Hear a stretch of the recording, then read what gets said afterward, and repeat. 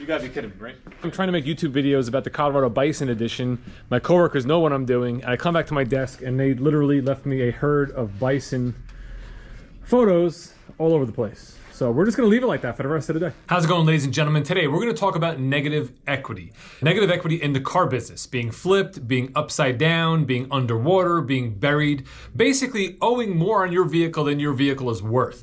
Now, what prompted this video was a comment I got through, or a DM I got through Instagram. Somebody was asking me to just kind of talk about this topic and what you can do if you wanna get out of a vehicle that is in a negative equity position.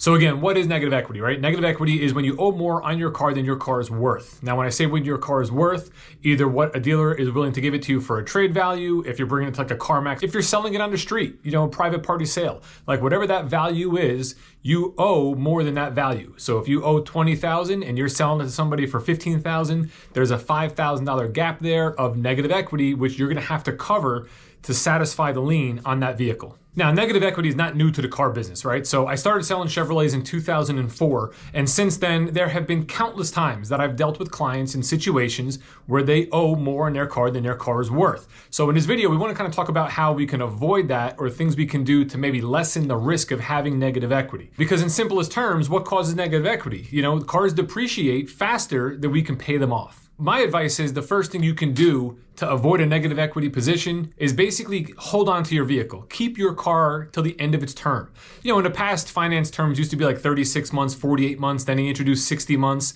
Vehicles got more expensive, then they went to 72 months, 75 months. Now we're seeing, you know, payments up to 7 years, which is a long time. I don't recommend doing that. If you can finance a car and be within 5 to 6 years, you know, do that, but plan on keeping that car for the 5 or 6 years. In my experience, so many people are looking at new cars basically because they want a car, not because they actually need a car. So if your vehicle is in good mechanical order and it's getting you back and forth from A to B, but maybe you're 3 years in and you're just a little bored of that car, or you want the latest and greatest, right? You want the newest technology, the newest model, the newest look or style of a vehicle, and you want to change your vehicle for that reason alone, I say don't do it. Hold off. Try to keep that vehicle for that term. And what I'll tell you is a lot of clients I've dealt with in the past, once they get past that 5 years or that 6 years and that car is still running and now they don't have a car payment, it starts like a new thing. Now I want to see how long I can go without a car payment.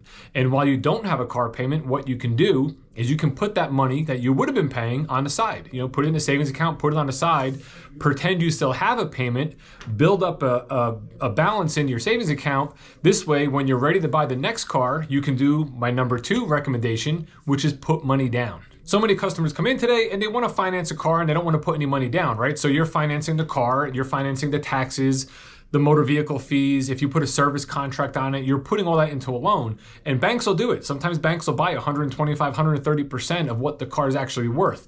You know, so you can do that. You can get yourself into the car you want. However, when you drive out of the parking lot, you can pretty much guarantee you're going to be in a negative equity situation if you try to get out of that car within the first, second, third, you know, even in the 4th year in some cases, depending on, you know, the make, the model, and how that car holds its value. And again, this is not new to the car business, right? This has been this way as long as I can remember. Now, back in the day, we had negative equity situations and we had 0% financing or 1.9%. You had low financing rates, you had discounted cars, you had rebates, and yet in most times, the car is still depreciated faster than people can pay off those loans. Now, in today's times, in the last 2-3 years, it's completely different because the market's completely out of whack. Prices went through the roof, rates went through the roof. In fact, it's funny, the same day I got the DM about this topic is the same day I had a client come in looking to trade out of their 2021 Chevy Tahoe for a new Suburban. The customer was actually here for service on his Tahoe, and he actually does have an order with us on a Suburban.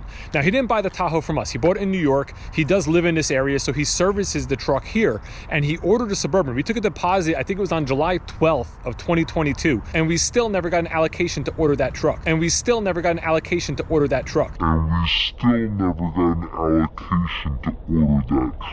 So he just happened to be here for service. He saw this was on the lot. It's a 2021 Chevrolet High Country, you know, the pearl white, the 22-inch wheels. It has the rear media, the sunroof. About the only thing it doesn't have is the power side running boards. And he likes the truck. So in his mind, he's like, maybe I can get out of the 21 Tahoe and into the Suburban. He wants the Suburban for the space. And again, he couldn't get the Suburban because at the time, nobody had them. You couldn't get one. So he went with what he could get, which was the Tahoe. But this is what he wants. He wants to be able to have the whole entire family in the whole truck and have all this cargo space in the back, which you're only really going to get in the Suburban as far as Chevrolet product, unless you go with like a GMC or a Cadillac or something like that. But you know, this is why he wanted it. So in my mind, I was optimistic. I thought, you know what, Tahoes and Suburbans, they hold their value because you really still can't get them in the market. So a used one, trading it in, it probably won't be that bad. By the way, check out this mahogany interior. Absolutely gorgeous. Again, this is a fully loaded high country model. You have pretty much every option you could add. Again, other than the side steps, has the big head-up display, rear camera mirror.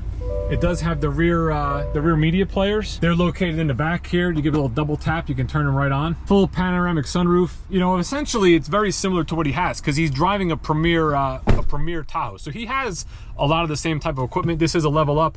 This has around 20,300 miles on it. We're selling it for $74,977. So he looks at it, he knows the truck, he likes the truck. Let's see what we can get him for his trade and if it makes sense for him to trade that vehicle in and go into this one. So the two of us come back inside, we get to my desk, I put all the trade information in, I run to my manager, we get you know, all our auction reports and everything that we use. We look at the truck's great, it's in perfect condition, you know, so no issues there. Come to find out, and again, I was optimistic that we would be in a positive position and or very close to even. We weren't. He was $10,000 flipped, $10,000 upside down, $10,000 of negative equity in this truck. So I sat back down with him and we started talking. He bought this truck in the height of the market. He bought from a dealership in New York that was charging over MSRP. He financed pretty much all of it, and he also added an extended service contract. Now, I want to bring up the extended service contract because he can cancel that and get a prorated refund. However, that refund's not going to help you at the time you're trying to get out of the truck. That's money you're going to get 10, 15 weeks down the road. So he can get some of the value back, but again, it's not going to help him now. We're $10,000 negative. So what does he do? Is it worth it for him to try to put that negative equity onto this used Suburban and finance even more and just kind of roll that negative equity down the road? Or does he wait? And he did what I think was the right thing. He's holding off. And he's going to keep his Suburban order with us. Again, that was about a $75,000, $76,000 RST that he was building. So the price points are going to be the same. But while he's waiting for that order, and who knows how long that order is going to take, he's going to do what would be my third piece of advice, which is pay extra payments. If you can send an extra $20, $50, maybe an extra $100 on top of that payment each month, and or double up on payments, or if you get a lump sum of money for some reason, whatever it may be, you can pay down the principal, do that throughout your loan. So if you have a 6-year loan, maybe you pay it off in 4.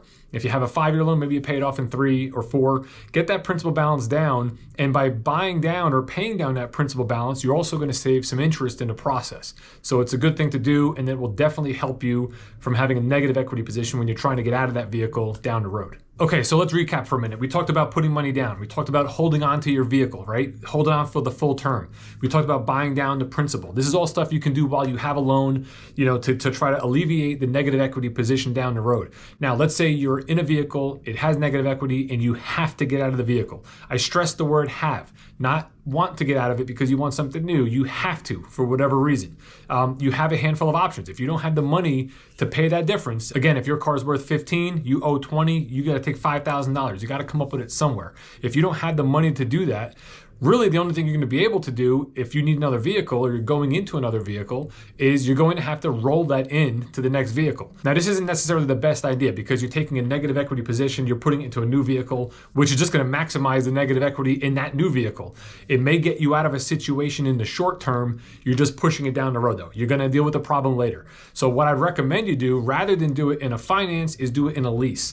If you can follow the parameters of a lease, meaning like you can fit within the mileage restrictions, you can handle the payment, you know, that sort of thing, put the negative equity into the lease. If you get approved on that, at least, although you're still paying the negative equity, once you're done with that 36-month or that 48-month lease, you're done. You're not going to take that negative equity down the road into another vehicle. You're going to basically buy yourself out of it over the course of 3 years. In fact, if you really want to avoid negative equity and you're the type of person that wants the new car every 3 years, the best thing you can do is lease. Just lease a car every 3 years. You're always going to have a payment, but there's usually incentives for people who keep returning and leasing new vehicles, and you're never going to be in a position where you have negative equity. You know, you're just always going to go into the latest and greatest car, which is, again, what a lot of people like to do. My final thoughts on this subject. Somebody who's been in a car business for the last 18 years sees a lot of people buying a lot of things for a lot of different reasons. Live well within your means. We all want the latest and greatest, right? And if you had the money to do that, that's awesome. More power to you. If you don't, and listen, you're watching this, you know if you do or you don't. If you don't, try to do things that are going to reduce your expenses, right? So buy the lesser equipped model. Rather than buying the Premier, go with an LT. Maybe look at a used car. You find a certified pre-owned car that's 2-3 years old, it's already depreciated a little bit, you do something like that. Do that for a short term, and while you're doing that and reducing your expenses, find ways to make extra money. For instance, a YouTube channel. The amount of money you can make making videos about whatever you do for a living, like I'm doing now, is awesome. You just take that money, you can put it on the side, and in the future, when you want what you really want and you have the means to do it, at that point, you go ahead and you do it. To the person who left a video suggestion in my my Instagram DMs, thanks for the topic, it was pretty cool. To anyone who DMs me through Facebook and Instagram, things like that, I see pretty much all of them. A lot of times you see stuff on your phone when you're driving around or when I'm in between doing something, so I don't respond to all of them, but I see them. I want to try to get more into answering questions and making videos about the topics that you're interested in. So this is a perfect example of that. So thank you for the suggestion. Again, hopefully I answered your questions. Any questions, put them down in the comments. Subscribe to the channel because we need to buy a Silverado EV at the end of the year, and I need to build this channel. So if you could help me out there, that'd be awesome.